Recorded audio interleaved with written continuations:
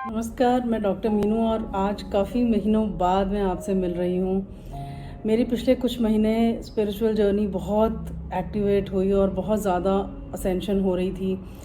Consciousness बढ़ रही थी और पॉसिबल नहीं था मेरे लिए लंबा वीडियो बना पाना। ऑल्दो मैं इंस्टाग्राम पर अपनी रील्स कंटिन्यू कर रही थी, बट एक लंबा वीडियो बना पाना जिसमें काफ़ी देर तक आपसे गुफ्तगू कर पाना, ये थोड़ा मेरे लिए एक चैलेंजिंग टास्क हो गया था।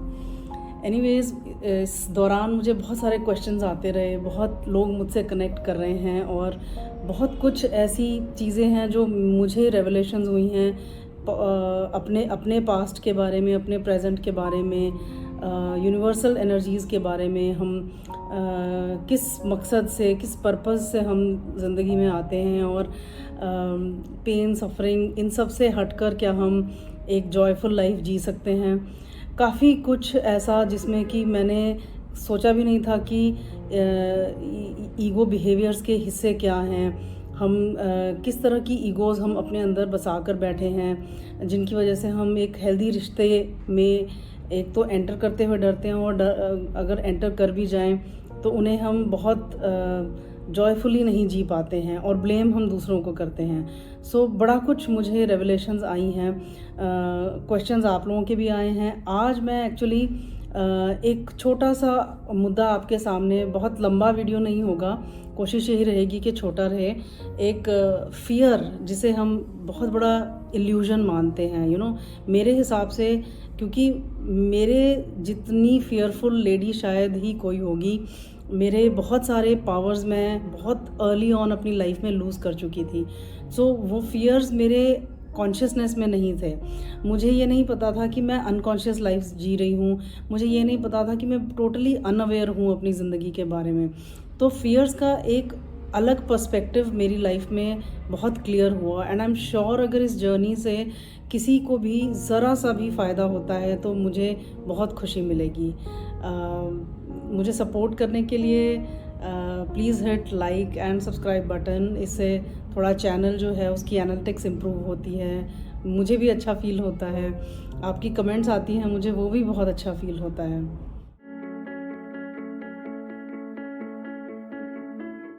सो मैं फ़ियर के बारे में एक छोटा सा मेटाफॉर है उससे शुरुआत करती हूँ। आप एक शेर के बारे में ज़रा सोचिए जो कि किसी सर्कस में पला है। उस शेर को अपनी पावर्स के बारे में कितनी नॉलेज होगी, गहराई से सोचिए ज़रा। उसके पास वही पंजे हैं, उसके पास वही पावर है, इंटरनली एक्सटर्नली वो पावर है, लेकिन वो पावर उसके सबकॉन्शियस ने लूज़ कर दी। क्यों? क्योंकि शुरू में ही जब वो एक कब था, छोटा सा था, तभी उसे एक प्रोग्रामिंग, एक ट्रेनिंग होनी शुरू होती है उसकी, है ना। रिंग मास्टर उसे ट्रेन करता है कि आपने ये करतब दिखाने हैं, जब भी डंडा उठेगा तो आपने ये करना है, आपका ये एक्शन होना चाहिए। और जब भी रिंग मास्टर अच्छे मूड में होगा या आपको जब भी जो भी खाने को मिलता है वो आपने ग्रैटिट्यूड से खुश होकर खाना है। सो ऐसे अगर आप इसे एक्सटर्नली व्यू करेंगे तो लगेगा कि एकदम नॉर्मल लाइफ है। अगर आप उस शेर के पॉइंट ऑफ व्यू से समझें तो उसे एक काम मिला है और वो काम उसे स्किलफुली करना है। इसके साथ साथ उसे बैठे बैठाए चिकन खाने को मिल रहा है, जो भी उसका फूड है, और उसे रहने को एक शेल्टर है, एक कम्युनिटी है, कम्युनिटी जो कि आर्टिफिशियली डेवलप की हुई है। सो रॉन्ग इसमें कुछ भी नहीं है। लेकिन अब आप इसका एक दूसरा नज़रिया देखिए, पर्सपेक्टिव अगर चेंज करें हम इस सिचुएशन का। वो लायन अगर आप के सामने पावर दिखाता है, अगर वो अपने रिंग मास्टर के सामने अपनी पावर्स को पहचानने लगता है, उसे पता लगता है कि मेरे पास पंजे हैं और मैं दांत मेरे काफ़ी नुकीले हैं और मैं अपने लिए खड़ा हो सकता हूँ, तो क्या ये चीज़ रिंग मास्टर को पसंद आएगी? बिल्कुल नहीं आएगी, क्योंकि वो ही अब्यूज़र है, लेकिन वो मानने को भी तैयार नहीं होगा कि वो अब्यूज़र है। उसके हिसाब से वो अपने आप को जस्टिफाई कर रहा है कि मैं तुम्हें अच्छा खाने पीने को दे रहा हूँ, शेल्टर दे रहा हूँ, एक कम्युनिटी दी हुई है मैंने तुम्हें, एक रिस्पेक्टेबल लाइफ दी हुई है, थोड़ा बहुत काम है सर्कस में, जो भी करना है वो तुम खुश होकर करो, उसमें क्या इतना बोलना। और जब भी वो अपने हिसाब से सोना चाहेगा या लेट्स से फन करना चाहेगा, तो अगर वो उसके टाइमिंग के साथ मैच नहीं करता, अगर सर्कस के टाइम से मैच नहीं करता, सर्कस की ट्रेनिंग के टाइम से मैच नहीं करता, तो उसे पनिश किया जाएगा। सो अब आप इस मेटाफोर को समझिए कि उसकी सारी पावर्स जो हैं वो बिल्कुल सप्रेस कर दी, ठीक है ना। बाहर से सप्रेस शुरू हुई क्योंकि वो जब छोटा था उसको पता ही नहीं था कि मेरे अंदर कोई पावर है, और वो सप्रेशन जो है उसने फिर खुद भी सप्रेस किया क्योंकि उसे वो कंफर्ट जोन लगी, उसे वो सेफ जोन लगी कि मुझे यहाँ कुछ काम करना है और अच्छी भली ज़िंदगी चल रही है, बैठे बैठाए मुझे कहीं अटैक भी नहीं करना पड़ रहा है किसी जानवर को, और मुझे खाना मिल जाता है चिकन अच्छे से, चिकन मटन जो भी खाता है शेर की, मुझे वो एकदम कटा के अच्छे से मेरे सामने सर्व हो जाता है। वॉट ही डजेंट नो, क्या ऐसी चीज़ है जो उस शेर को अभी नहीं पता, उसे ये नहीं पता कि इस कंफर्ट जोन के बाहर एक ज़िंदगी है, और वो ज़िंदगी जो है वो स्ट्रगल वाली है, इक्वली स्ट्रगल वाली है। ऐसी सी स्ट्रगल जो मैं आज यहाँ कर रहा हूँ शायद इससे भी ज़्यादा स्ट्रगल है, लेकिन उस स्ट्रगल में एक फ्रीडम है, उस स्ट्रगल में नई स्किल्स हैं, ये चैलेंजेस हैं कि उसने अब जंगल का वो देखा ही नहीं रूटीन, उसे ये पता ही नहीं कि वहाँ मुझे अपनी ये जो जिन पावर्स को मैं भूल कर बैठा हूँ, पंजे दांत, मुझे ये यूज़ करनी है, तो उसकी वो जो नेचुरल गिफ्ट्स हैं वो उसने दबा दी, उसे नहीं पता, he is not aware of it, unconscious unaware.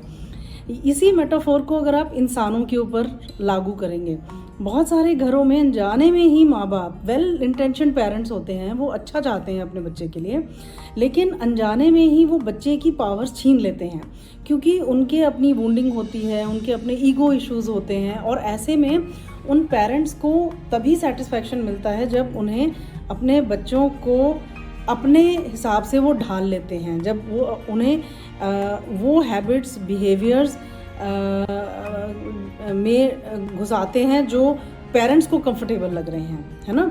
तो इसमें सेल्फिशनेस की कोई बात नहीं है, अच्छा बुरा वो सब नहीं है, बात इसमें यह है कि वो जो नेचुरल गिफ्ट्स लेकर बच्चे कई पैदा होते हैं, वो नेचुरल गिफ्ट्स को डिनाई करना शुरू कर देते हैं। डिनायल क्योंकि आपके जो प्राइमरी केयर गिवर्स हैं, प्राइमरी केयर गिवर्स कोई भी हो सकते हैं, जैसे शेर के प्राइमरी केयर गिवर सर्कस के वो रिंग मास्टर और वो सब बाकी लोग हैं जो उसे खाना सर्व कर रहे हैं, उन्होंने अगर उसको शुरू में ही इम्पोर्टेंस देनी सिखाई कि तुम्हारी इम्पोर्टेंस तभी है जब तुम जाकर स्टिक देखकर जब तुम ऐसे खड़े होगे या ऐसे चलोगे या मुंह में कुछ डालोगे, तो तुम्हारी ये स्किल है जो तुम्हें सीखनी है, बाकी तुम्हारी और स्किल्स की तरफ ध्यान भी मत दो। तो अगर वो कभी कोशिश भी करेगा तो उसे डिमीन किया जाएगा, मिनिमाइज़ किया जाएगा, उसे स्मॉल प्ले करने के लिए मजबूर किया जाएगा, क्योंकि उस स्किल से रिंग मास्टर का कोई फ़ायदा नहीं है, उस स्किल से रिंग मास्टर को नुकसान ही है। ऐसे ही कई पेरेंट्स अनजाने में ही रिंग मास्टर बन जाते हैं, वो अपने बच्चों की उन स्किल्स को, क्योंकि उनसे पेरेंट्स की ईगो को कुछ मिलने नहीं वाला है। पेरेंट्स की अगर ईगो है कि मुझे एक सक्सेसफुल बेटा चाहिए या मुझे एक ऐसी बेटी चाहिए जो कि दूसरे के घर में जाकर उनको खुश कर सके, तो ये उनकी अपनी सोच है और उनको इस चीज़ से फ़ायदा है। लेकिन बच्चे को अगर कुछ और स्किल्स हैं जो उसकी नेचुरल टैलेंट है, जो उसकी इनबॉर्न स्किल है और उसमें उसका अपना पैशन है, सो उसमें अगर पेरेंट की थिंकिंग, उसकी खुद की प्रोग्रामिंग पेरेंट्स की ये है कि इसमें कोई फ़ायदा नहीं है, तो वो उसकी बच्चे की उस स्किल को मिनिमाइज़ करके उसे शाइन होने से रुका देंगे। सही गलत का मैं यहाँ कोई डिस्कशन नहीं कर रही हूँ, मैं फियर की बात कर रही हूँ कि फियर कितना बड़ा इल्यूजन है कि एक शेर वो अपनी पावर्स भूलकर किसी और के इशारे पर नाच सकता है। This can happen with any individual, कोई भी ह्यूमन बीइंग अगर आप देखो, अगर अनजाने में ही पेरेंट्स ने क्योंकि वो पॉवर्टी माइंडसेट के हैं, क्योंकि वो फिक्सेटेड हैं कि कुछ एक 9 से 5 की ही जॉब कुछ दिला सकती है, वो अगर फिक्सेटेड हैं कि लड़कियों का घर का काम जाना ज़्यादा इम्पॉर्टेंट है एज़ कम्पेयर टू एक स्मार्ट वूमन बन पाना, अगर वो फिक्सेटेड थिंकिंग से पेरेंट्स हैं, तो वो अपनी ही उन्हीं प्रोग्रामिंग्स को, उन्हीं वोंडिंग्स को अनजाने में जाने में बच्चे के ऊपर डाल रहे हैं। हो क्या रहा है दोनों ही सिचुएशंस में, चाहे वो एक लायन है, चाहे एक वो बच्चा है जिसकी स्किल्स को आउटशाइन करने से रोक दिया गया, वो अपने नेचुरल टैलेंट्स को यूज़ नहीं कर पा रहे हैं। और इस फियर, इस इल्यूजनरी फियर से निकलने के लिए जो ताकत चाहिए, वो ताकत उसकी लाइफ का एक बहुत बड़ा पर्पस बन सकता है। हम बड़े बड़े पर्पसेस की बात करते हैं, किसी का पर्पस है लोगों का भला करना, किसी का पर्पस है ज़िंदगी में बहुत पावरफुल बनना, किसी का है फेम खींचना लाइफ में, किसी का है बहुत ट्रैवल करना, अलग अलग पर्पसेस हैं। ये एक ऐसा पर्पस है जो predominantly 70 to 80% people in the society, उनका ये कहीं ना कहीं पर्पस है अपनी पावर में आना।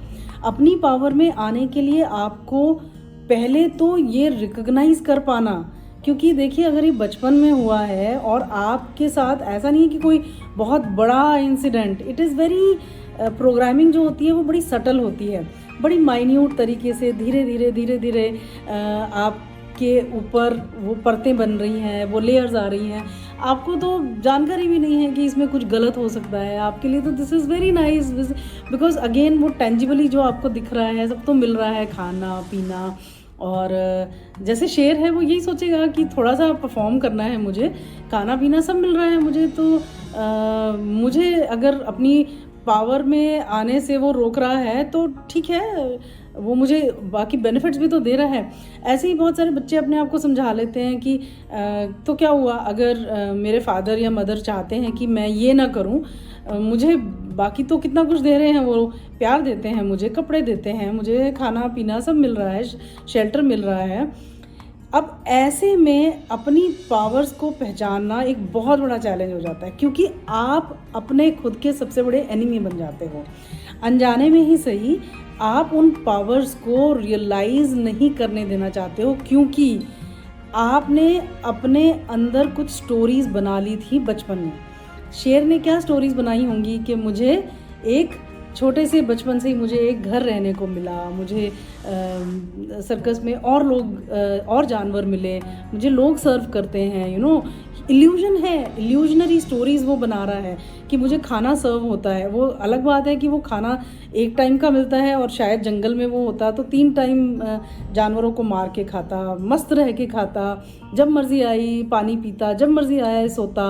उसकी अपनी एक अलग ही लेवल ऑफ लाइफ होती जिसे हम कहते हैं total alignment with the soul path. उसने जो पैदा हुआ शेर, वो पैदा ही हुआ है कूद फांद कर, अटैक करके, जानवरों को खा के, कभी आराम, अपनी मर्ज़ी से आराम, अपनी मर्ज़ी से खेलना कूदना, एंजॉय करना, सनलाइट लेना, वो सब रेस्ट्रिक्ट हो गया उसका एक कंपार्टमेंट में, एक वाटर टाइट कंपार्टमेंट में, कि जब हम कहेंगे तो आपने धूप लेनी है, जब हम कहेंगे तो खाना खाना है, जब हम कहेंगे तो नाचना है, जब हम कहेंगे तो हंसना है, जब हम कहेंगे तो रोना। ऐसा ही सीन काफ़ी घरों में अनजाने में पेरेंट्स क्रिएट कर देते हैं।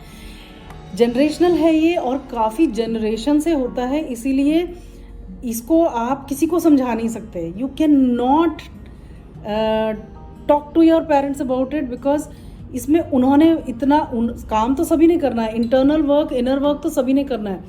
बट आप अगर इस जनरेशनल ब्रेकर का एक इम्पॉर्टेंट हिस्सा बनना चाहते हो, you do your inner work. आप अपना इनर वर्क शुरू कीजिए कि ये फियर्स कहाँ से आए हैं। मुझे ये फियर कि 9 से 5 की नौकरी के अलावा मैं सर्वाइव नहीं कर सकता, ये कहाँ से आया है फियर? क्या मैं इस फियर को रिलीज़ कर सकता हूँ? ये फियर कहाँ से आया है कि मैं सिर्फ किसी एक रिश्ते में ट्राई हार्डर और मेहनत करके ही, दूसरे को मना के, दूसरे के साथ प्लीड करके, दूसरे को प्लीज़ करके ही मैं इस सोसाइटी में एक्सेप्टेबल होऊंगा? ये फियर कहाँ से आ रहे हैं? नौकरी नहीं होगी, नौकरी को रखने के लिए मुझे किसी के आगे प्लीज़र बनना है, या मुझे किसी का स्लेव बनना है, मुझे मेंटल स्लेवरी करनी है। ये फियर कहाँ से आए हैं? क्या मैं इन फियर्स को रिलीज़ कर सकता हूँ या कर सकती हूँ? It's a process, it's a long process, slow and subtle process. लेकिन अगर आप इस जर्नी को जेन्युइनली उठाते हो, अगर आप जेन्युइनली अपने आप को 6 महीने देते हो कि मैं तैयार हूँ उस सर्कस वाली ज़िंदगी से इस जंगल वाली फ्री ज़िंदगी को जीने के लिए। और मैं इन फियर्स को रिकग्नाइज, क्योंकि अवेयरनेस के बिना आप नहीं इसको आप निकालोगे तो इन फियर्स को तभी जब आप इनको रिकग्नाइज करने के लिए तैयार हो। तो क्या मैं डिनायल से निकलकर इन फियर्स को फेस करने के लिए तैयार हूँ? फेस करके क्या मैं आपको ये बात बता दूं कि अगर आप इस जर्नी में निकलते हो, शुरू में इट विल गेट वर्स, क्योंकि जिन चीज़ों को आप स्टफ़ करके बैठे हो, पेरेंट्स के सामने बोलना चाहते थे मेरी ये स्किल है, नहीं बोला, चाहे आपके फाइट फ्लाइट रिस्पॉन्स हो, चाहे फ़ोन फ्रीज रिस्पॉन्स हो, डर गए पेरेंट्स के सामने या भाग गए उनके ज़िद के आगे, जो भी है आपने जो भी रिस्पॉन्स दिया, आप उन फियर्स को आज अगर डील करना चाहते हो तो वो तो दबे हुए हैं ना। अब जब वो निकलेंगे तो आपको शुरू में बहुत कन्फ्यूजन्स होंगे, बहुत क्वेश्चंस आएंगे, अपने ऊपर क्वेश्चंस आएंगे, दूसरों के ऊपर क्वेश्चंस आएंगे, हेटरेड भी आएगी, नेगेटिव इमोशंस वो जो सारे दबे हुए थे वो सब सरफेस पे लेवल पे निकलेंगे बाहर। But let it come out, निकलने दो उसे, क्योंकि आज वो जब आप उनको अटेंड करोगे तब आपकी एनर्जीज एक्सपैंड होती हैं, तब आपका ब्रेन जो है वो एक्सपैंड होता है, कॉन्शियसनेस एक्सपैंड होती है। और वो जो फियर्स जब आप उनको हेड ऑन फेस करते हो, क्यों आ रहे हैं मुझे ये फियर?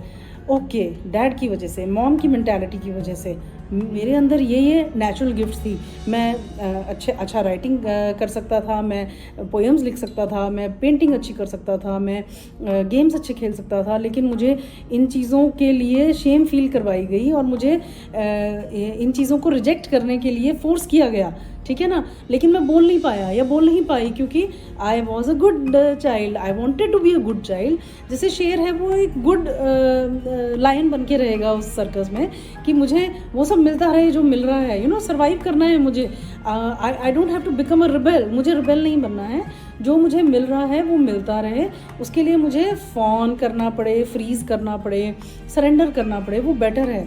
सरेंडर करो, लेकिन यूनिवर्स को करो और अपने टैलेंट्स को सरेंडर करो।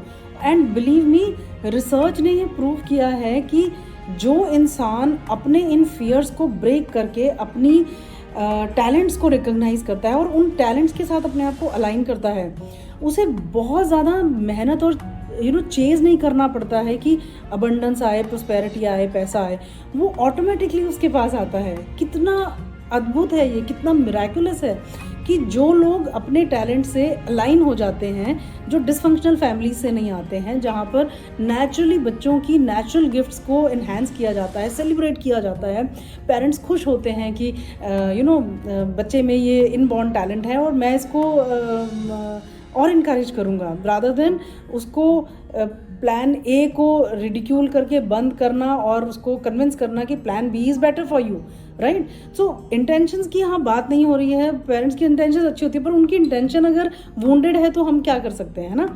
हमें इनर वर्क हर सोल ने खुद करना है। आपने खुद अपने फियर्स को पहचानना है, क्या डर है मेरे जिनकी वजह से आज मैं कॉन्स्टेंटली अपनी ग्रोथ को स्टॉल कर रहा हूँ। आज मुझे यूनिवर्स मौके दे रहा है, जब भी आपके पास कोई बिग लॉस आ रहा है, आपसे कोई जॉब खींची जा रही है, आपसे कोई रिश्ता खींच रहा है, वो बेसिकली कोई पनिशमेंट नहीं है, वो सिर्फ आपको आप मिसअलाइन पोजीशन में हो, आपकी अलाइनमेंट में लाने के लिए वो यूनिवर्स नजेस दे रहा है आपको कि थोड़ा सा इनर वर्क करो, समझो कि मैं क्यों दोबारा से उसी जॉब में जाना चाहता हूँ जिसने मुझे इतनी पेन दी। कहीं ऐसा तो नहीं है कि मैं अलाइन नहीं हूँ अपने रियल टैलेंट के साथ, तो अपने टैलेंट को पहचानो, थोड़ा इनर वर्क करो। हम डरते हैं क्योंकि हमें पॉज लेते हुए डर लगता है, हम लोगों के पास टाइम का बहुत फियर है, ये सबसे बड़ा फियर है कि टाइम लिमिटेड है, ये बहुत बड़ा फियर है।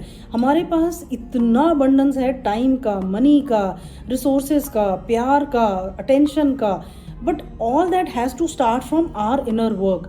अगर आप खुद को टाइम दे सकते हो, खुद को रिसोर्सेज दे सकते हो, खुद को अटेंशन दे सकते हो, खुद को प्यार दे सकते हो, तो वो सिर्फ मल्टीप्लाई होता है, बाहर से वो अपने आप आता है, वो चेंज नहीं करने की ज़रूरत पड़ती है आपको, वो अपने आप ही मल्टीप्लाई। लेकिन अगर आपके अंदर उस चीज़ की अभी लैक है, अगर वो पॉवर्टी माइंडसेट चल रहा है हर चीज़ में, चाहे वो प्यार हो, पैसा हो, समय हो, अगर वो कॉन्स्टेंटली पॉवर्टी माइंडसेट आपके अंदर है, तो चांसेस ये है कि बाहर की सिचुएशंस भी आपको उसी पॉवर्टी माइंडसेट को एम्पलीफाई कर रही हैं।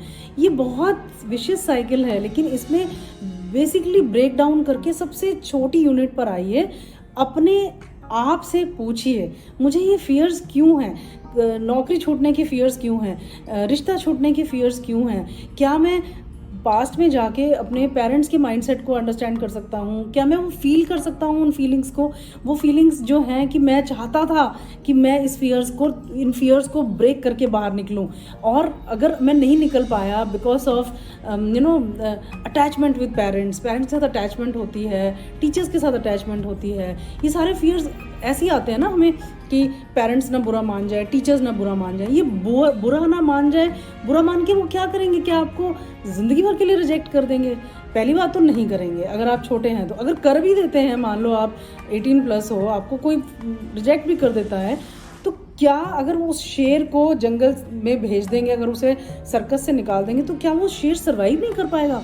वो उससे भी बेहतर सर्वाइव करेगा। जो वो वहाँ पे सर्कस में था उससे बेहतर वो जंगल में सर्वाइव करेगा। ओनली थिंग इज दैट वो जो ट्रांसफॉर्मेशनल प्रोसेस आएगा जब वो सर्कस से जंगल तक पहुंचेगा, उसको नई स्किल्स सीखनी पड़ेंगी। वो जो स्किल्स वो भूल गया है, जो उसके सारे कम्युनिटी में सबको आती हैं, पंजा मारने की, अटैक करने की, शिकार करने की, खाने की, अपने उसको यूटिलाइज करने की, वो स्किल्स में उसके ब्रेक आया हुआ है, क्योंकि बचपन में उसने उन स्किल्स को भुलाया ये सोच के कि सर्वाइवल के लिए दूसरी स्किल्स एक्सेप्ट करनी और सीखनी ज़रूरी हैं। सो अब जब वो ट्रांसफॉर्मेशनल प्रोसेस आएगा, अगर वो वहाँ से निकलता है सर्कस से, तो वो नई स्किल्स सीखने के लिए उसे टफ लगेगा, उसे लगेगा कि, और उसे वो बार बार उसकी जो ईगो है उसको बार बार उसका ब्रेन डराएगा कि तुम वहाँ जाओ, वहाँ कंफर्टेबली रह रहे थे, यहाँ तुम्हारे लिए बहुत मुश्किल होने वाला है। Yes, it is going to be difficult, मुश्किल होने वाला है, लेकिन अगर वो रेजिलियंस से, पेशेंस से उन नई स्किल्स को सीखने की जिद कर लेता है, life can not be better than what he would have imagine. मतलब life will be best for him. उसने सोचा भी नहीं होगा कि किस लेवल की लाइफ वो जी सकता है।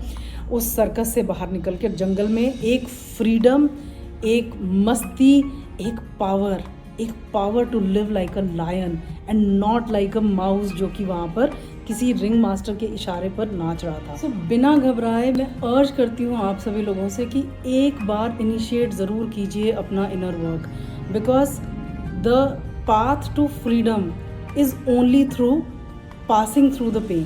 सो वो जो पेन है, फियर की पेन, जो शेम गिल्ट की पेन है, जो सप्रेस की हुई है, जो पेंटअप है अंदर, उससे गुजरना तो पड़ेगा, उससे तो एक बार महसूस करना ही होगा। और वो वक्त खुद को 6-7 महीने, 1 साल तो देना ही होगा। बट एक बार आप इससे निकलेंगे तो वो शुरू में कन्फ्यूजन्स भी आएंगे, फियर्स भी आएंगे, क्योंकि वो सब फेस कर रहे हो आप, लेकिन एक बार आप इससे निकलेंगे, आपकी जो एक्सपेंशन होगी कॉन्शियसनेस की, आपके ब्रेन की, वो आपको सक्सेस के, अबंडेंस के, प्रोस्पेरिटी के उस रास्ते पर लेकर जाएगी जो आपने कभी इस लाइफ टाइम में सोचा नहीं होगा। आपकी टाइमलाइंस जो हैं वो शिफ्ट होती हैं। Do it anyways my friends. किसी भी तरह का सपोर्ट आपको चाहिए, I am always there interaction के लिए, to help you, to support you. I hope इस वीडियो से मैं किसी का रास्ता थोड़ा सा क्लियर कर सकती हूँ towards spiritual enlightenment. So hope to see you once again in the next video. Till then, namaskar.